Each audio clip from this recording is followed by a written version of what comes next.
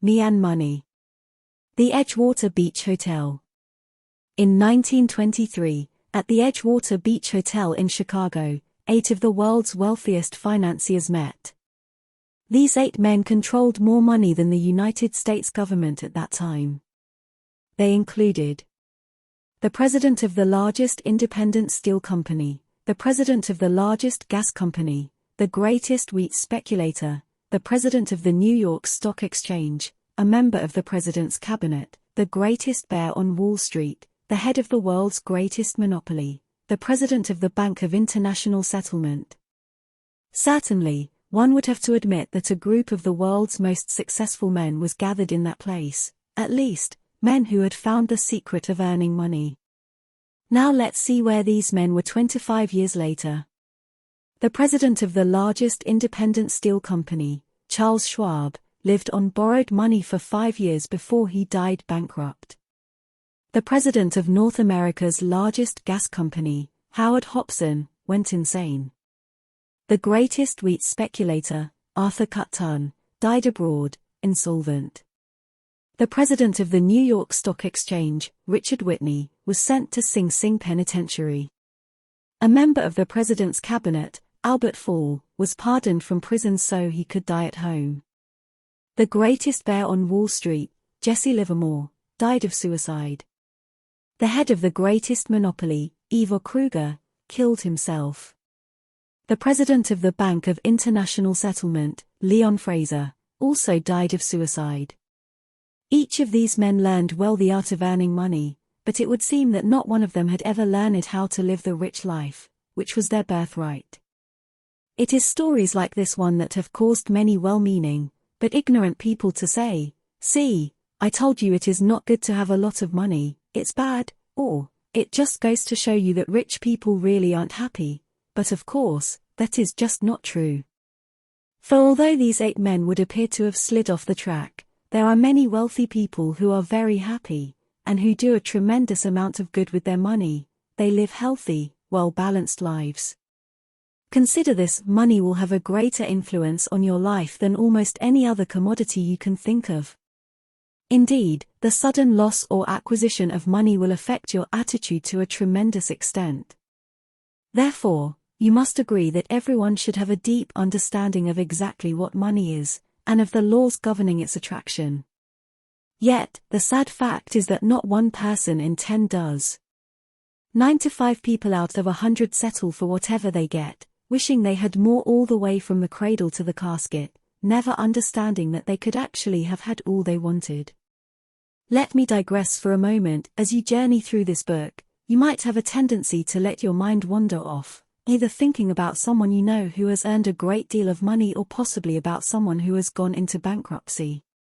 But I want to suggest that you attempt to keep focusing only on yourself, because what someone else has or does not have is not going to affect you, and it is your financial situation that you want to improve. Money is important. One of the most prevalent misconceptions concerning money relates to its importance. For example, how many times have you heard people say in conversation, "Money isn't everything," or "Money isn't important," or "I don't care about money"? Well, the people who say these things might not care about money, but I'll bet their car dealer cares about it, their grocer does, and so does the person who holds their mortgage. In truth, there can be no denial of the fact that money is important to any person living in a civilized society. Therefore, to argue that it is not as important as this or that is absurd. For nothing can take the place of money in the arena in which it is used. Money is a servant. Now that I have affirmed the importance of money, let me backtrack to add this one word of caution. Always remember, money is a servant, you are the master. Be very careful not to reverse that equation, because many people of high intelligence have already done so, to their great detriment. Unfortunately, many of these poor souls loved money and used people, which violated one of the most basic laws governing true financial success. You should always love people and use money, rather than the reverse. Another myth many people like to accept about money is that it only comes as a result of luck or good fortune. For instance, whenever people gather to talk about someone they know who has been financially successful, there is always someone among them who will say, "Harry was just lucky," or "Harry was just in the right place at the right time." But I want to assure you in no uncertain terms, that although luck obviously plays some part in financial success, it is never sufficient in and of itself. Money is an effect and it must always be earned. Believe me, there are no free rides in this life, and the only people who are making money the easy way either work in the mint or are on their way to jail, if they have not already arrived there. Therefore, always bear in mind that while good fortune is a factor in financial success, it must always be coupled with effort and hard work. Money must circulate. A third thing you should know about money is that it is valuable only as long as it is being used. Once it has been taken out of circulation, it becomes as worthless as the old newspapers or empty beer cans that have been stashed away in the attic. To understand the truth of this principle, consider the following story. On a bookshelf in my home, I have a silver beer stein that was given to me as a gift for a speech I made. Now, whenever I go into my house, I take all the change from my pockets and put it into the cup. Then, when the cup is almost filled, I give it to one of my children, or one of two young cousins. Each of them takes turns receiving the cup, and of course they eagerly anticipate their turn. The point I want you to notice, however, is that while the cup is being filled, the money in it has absolutely no value whatsoever. It just sits there, serving no useful function and not even drawing any interest. However, as soon as the cup is filled and the money is turned over to one of the kids, it literally flies into action. For instance, just last week, TJ, one of my young cousins, received the money. He immediately took it from my hand, rushed off to a golf school and purchased several golf lessons with his inheritance. Now, I can't honestly say what the golf pro did with the money once he got it, but I do feel fairly safe in saying that he didn't just return it to a cup on his bookshelf. No, there really isn't any dispute about it. Money is not meant to be taken out of circulation, rather, it is meant to be used, enjoyed and circulated.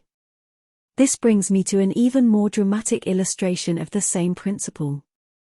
Namely, the story of old Mr. Chapman. Mr. Chapman was an elderly gentleman who lived a few doors down the street from our family when I was just a boy. Although there was a tremendous age difference between us, Mr. Chapman and I became fast friends, and I often used to watch him pushing his small junk cart up and down the block. You see, Mr. Chapman worked as a junk dealer and he made his living by picking up the things other people had thrown away. As the years went by, however, Mr. Chapman became more and more stooped from his arduous labors, and one day, shortly after World War II, he passed away. Since he lived alone and apparently had no close relatives living nearby, the police entered his house to take stock of his possessions. Not surprisingly, they found the house littered with many old furnishings and assorted memorabilia from Mr. Chapman's past. However, much to their amazement, the police also discovered over $100,000 in old bills packed in boxes throughout the house.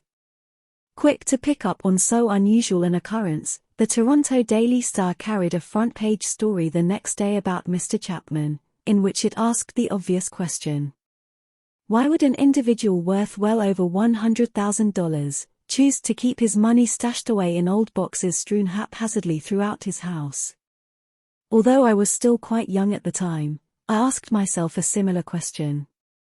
Namely, why would a person like Mr. Chapman choose to live like a veritable pauper, when he had so much money at his disposal? He could have used his money for his own enjoyment. He could have invested it to earn a return for himself and to help create jobs for other people, or he could have just deposited it in the bank and earned interest on his money. But instead, he chose to put it in a jar on the shelf, and he thereby rendered it absolutely useless. No, my friends, there isn't any doubt about it. Money is not meant to be hoarded. Rather, it is meant to be used, enjoyed and circulated. So please, whatever you choose to do with your money, don't make the same mistake that poor old Mr. Chapman did. Please note that when I suggest that money should be kept in circulation, I do not mean it should be squandered. There is a world of difference between those two concepts, and if you haven't found out what the difference is yet, I would suggest you find out as soon as possible. Prosperity consciousness exercise.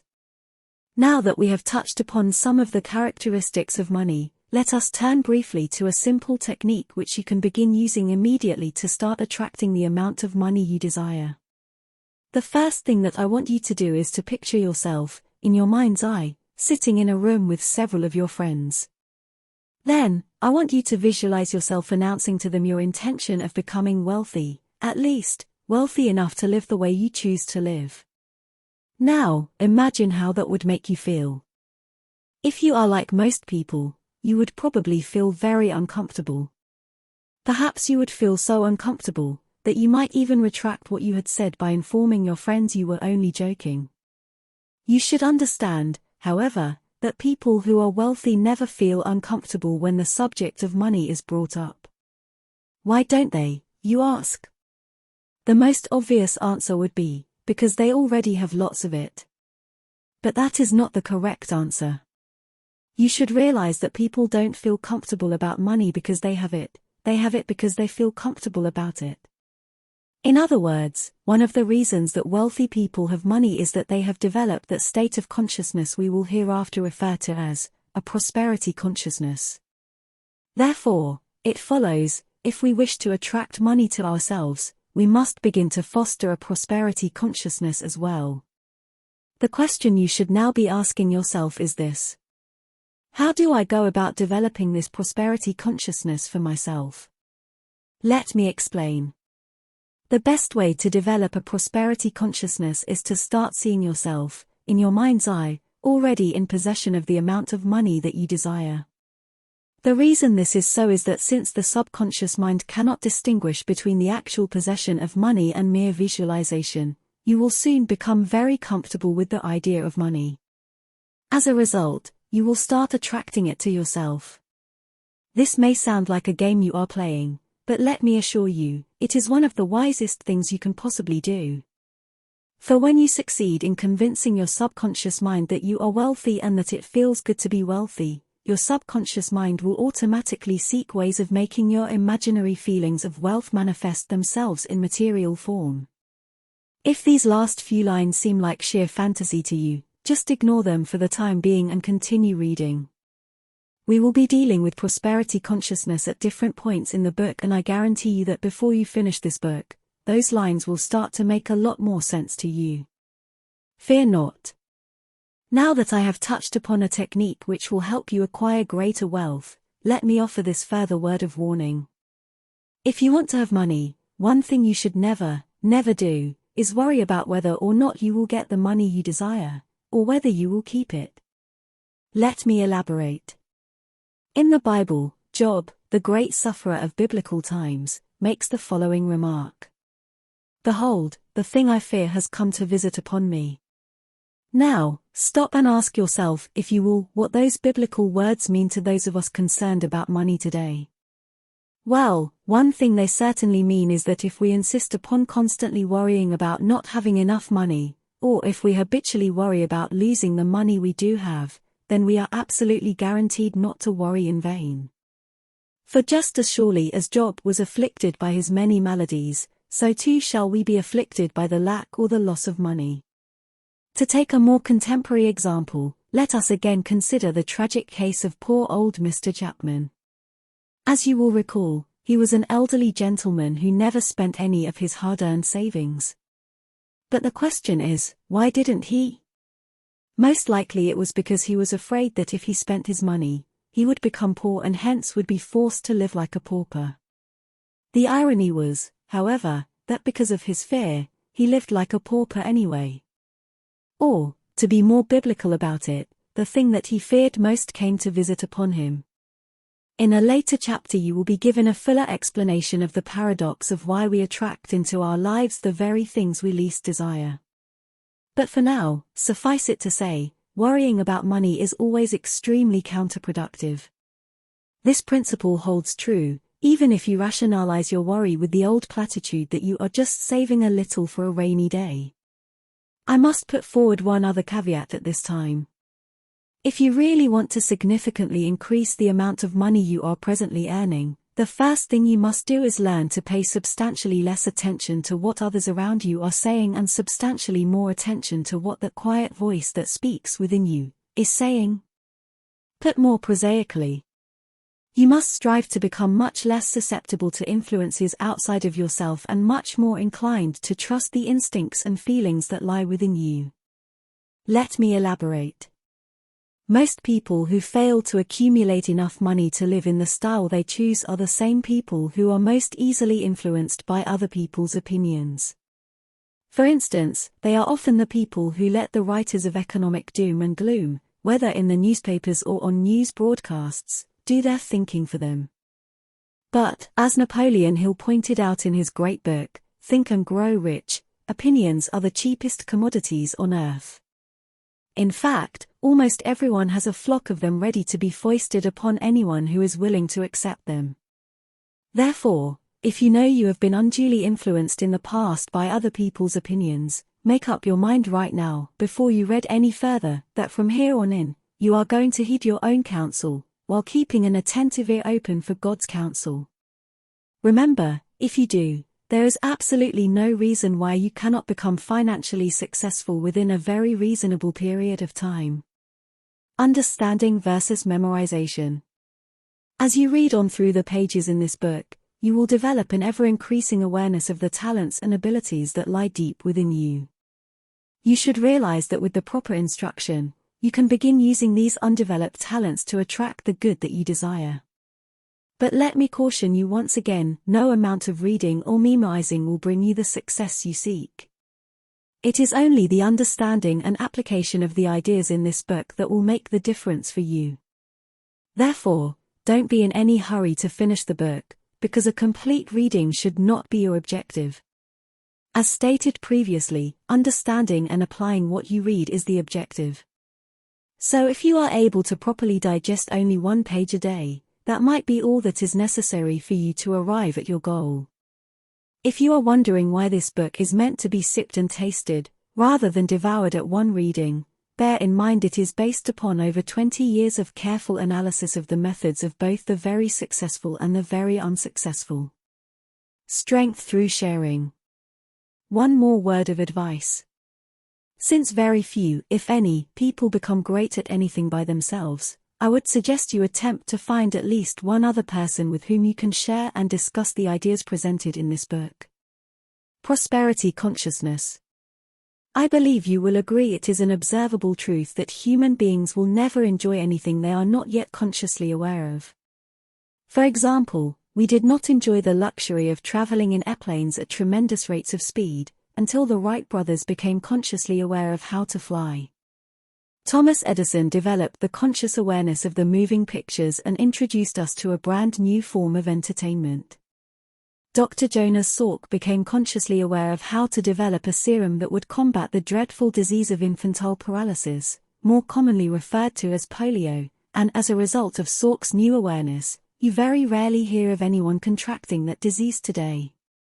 Alexander Graham Bell became consciously aware of how to transmit the human voice over metallic wires and, as a result, we all now enjoy the use of the telephone.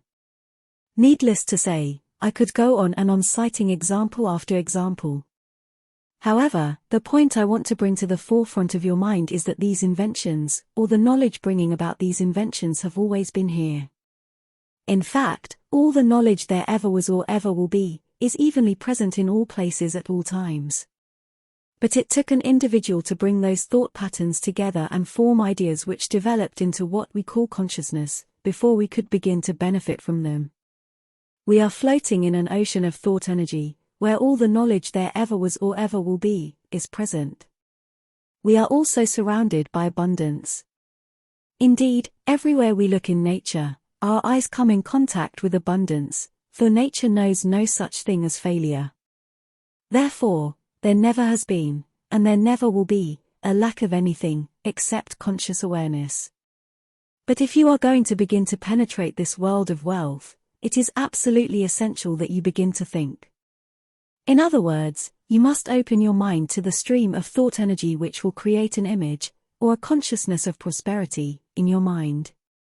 You are well aware there are literally thousands upon thousands of honest, good, hard-working people who labor diligently for their entire stay on this planet, yet never become wealthy. For those individuals, life is a constant grind from sun up until sundown.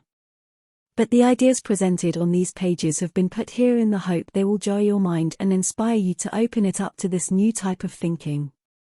Consciousness is, and always has been, developed through thinking, and regardless of what your present situation in life may be, if you ever hope to improve it and truly become wealthy, as this book suggests you can, you must begin thinking of prosperity in your mind, now.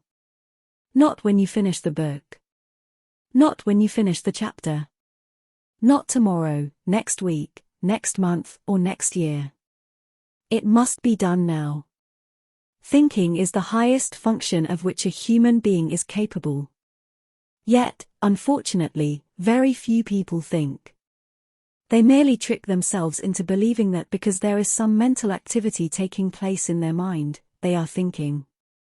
But the truth is, most people are simply exercising the mental faculty called memory. They are playing old movies, so old pictures just keep flashing back on the screen of their mind. It is imperative that you begin this new way of thinking at this moment, because as you do, every fiber of your being will become filled with this new thought energy. Your body is composed of millions upon millions of cells, and each one of them is influenced in its movement by thought impulses. So the second you begin entertaining relaxing thoughts, your body becomes relaxed. The instant you begin entertaining worrisome, fearful thoughts, your body becomes rigid and tense.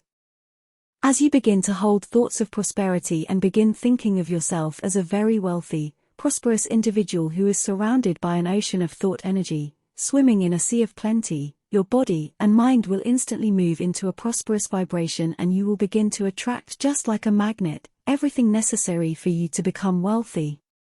I know to the uninitiated, these ideas are just about as bizarre as anything a person could think of. Nevertheless, they are true.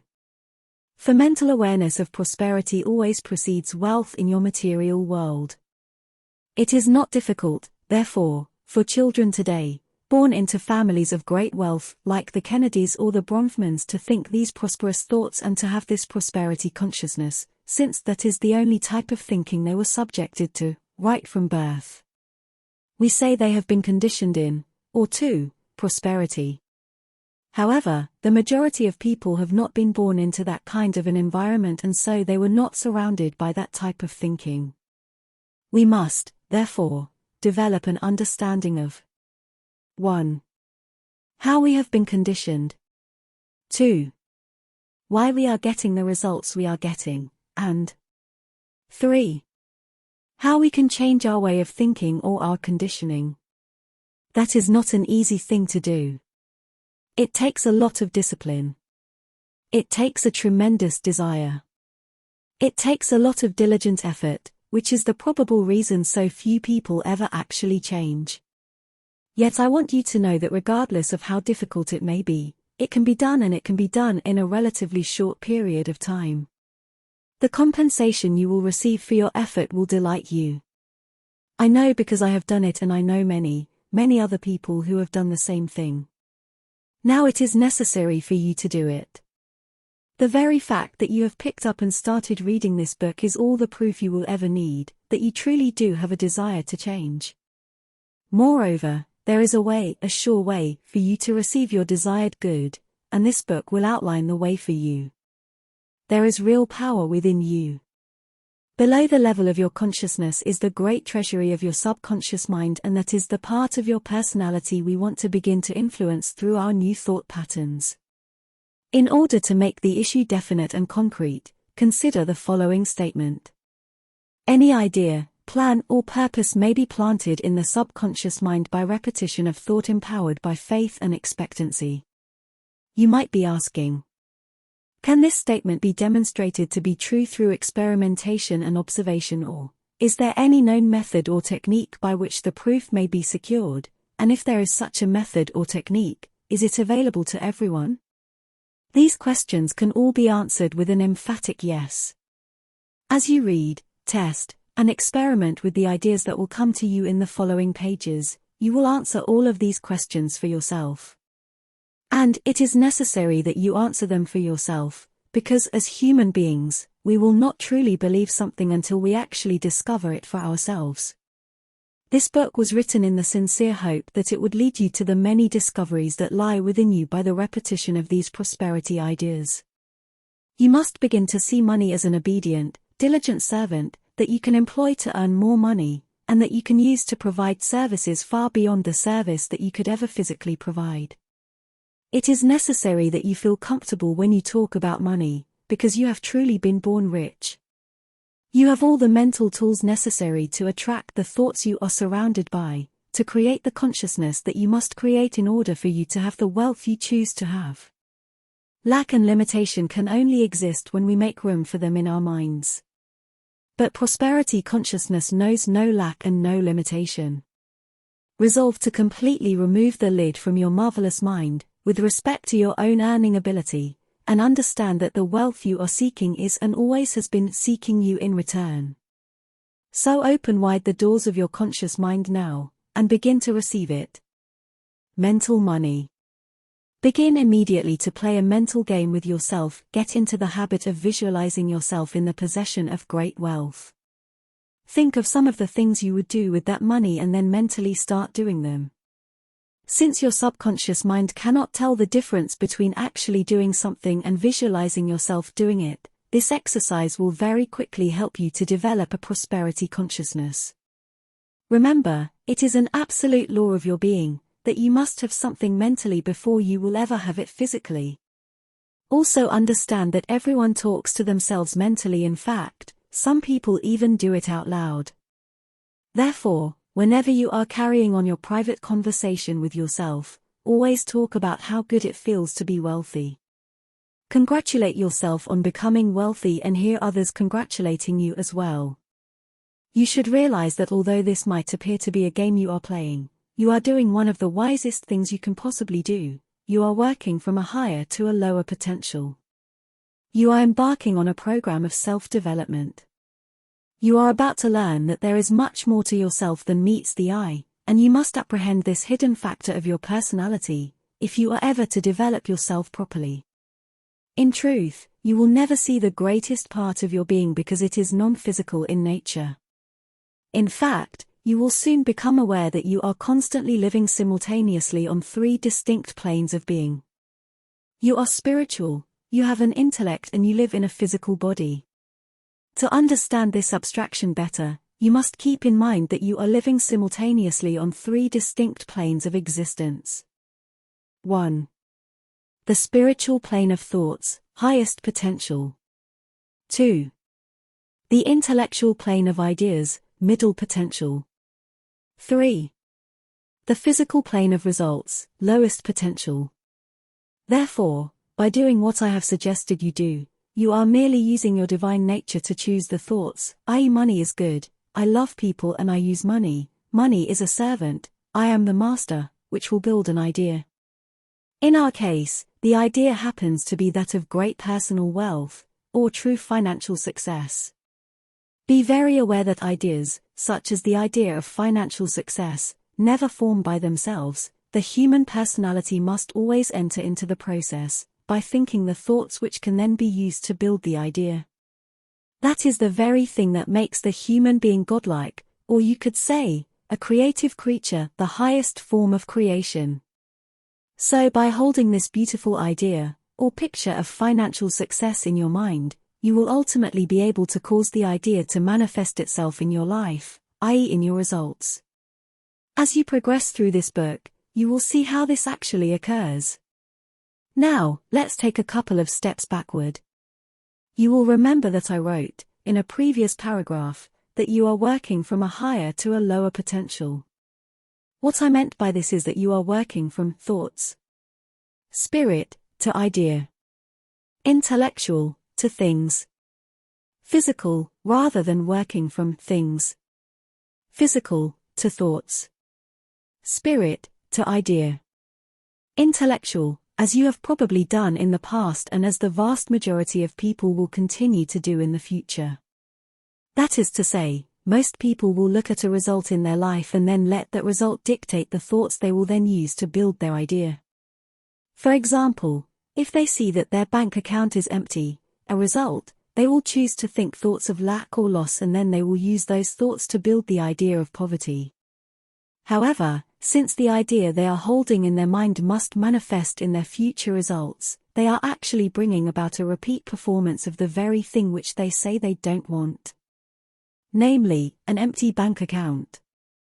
It thus becomes a self-doom fulfilling cycle they are living, and clearly, this is not the way our Maker has intended for us to live. You might very well be saying to yourself that this is an absurd argument, for if a bank account is empty, it's empty. It just isn't realistic to look at an empty bank account and be able to visualize great wealth. But I want you to know, this is the very kind of reasoning which perpetuates poverty and keeps poor people impoverished. You must begin to understand that the present state of your bank account, your sales, your health, your social life, your position at work, etc., is nothing more than the physical manifestation of your previous thinking. If you sincerely wish to change or improve your results in your physical world, you must change your thoughts, and you must change them immediately.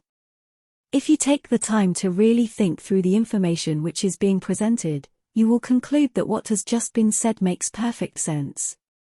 In fact, anyone who truly understands the creative process will tell you what I have just said is not only right, but it is a natural law of your being. It is the way God works with and through the individual. This is also called prayer in some circles, prayer being the movement that takes place between spirit and form, with and through the individual. God has given you the ability to build any idea which you desire. You were born rich, and your abundance is contained in thought. So be good to yourself, choose magnificent ideas, and cease permitting your physical world to control your thinking. You can readily understand, by now, how everyone makes the great mistake. In Emerson's essay on self-reliance he said, "Envy is ignorance." In other words, to look at another person's accomplishments, or results, and then to envy them, is truly unwise. For those people first chose their thoughts, in order to build the picture in their mind of the good that is now manifest in their life, and they chose those thoughts from the infinite source of supply which is available to all of us, you as well. That is what the great artist, Vincent van Gogh, meant when he was asked how he did such beautiful work. He said, "I dream my painting, and then I paint my dream." In other words, he saw the picture in his mind first, and then he made a replica on canvas in oil, of the original in his mind. In truth, there has never been an original Van Gogh sold. As I am writing this, I can see you reading it, and can almost hear you thinking, "That makes a lot of sense, now I see." A few years ago, Mary Snyder from California sat in one of my seminars with her husband Oscar. She gave me a quote by Lincoln which I truly love and which I have shared with thousands of people. Lincoln said, "To believe in the things you can see and touch is no belief at all, but to believe in the unseen is a triumph and a blessing." Isn't that beautiful? Thanks again, Mary. Hopefully by now you understand the wisdom of some of these mental exercises I have been suggesting. So keep repeating. I am prosperous, I am wealthy, money is good. See yourself in your mind's eye, doing what you will do when you have the manifestation of your new attitude or consciousness. Visualize this great wealth and feel yourself already in possession of it. Remember though, money is the servant. You are the master, you love people and you use money. Before you continue on to the next chapter, reread this chapter, Me and Money, because rereading it will help you release the old idea about money, which causes an uncomfortable feeling whenever the subject of money is raised. Repeat to yourself, several times each day, Me and Money, until you become totally aware of how good you feel thinking about wealth. Refrain from talking to a lot of people about this new idea concerning money, until you have a firm grip on it yourself and feel confident about explaining what you have learned to others. Remember, hearing negative comments from people who do not understand the truth will not do you any good. If it does anything, it will only cause you to doubt yourself. You must not permit this to happen, because when you think about me and money, you want a beautiful picture to fly onto the screen of your mind. The good life is expensive.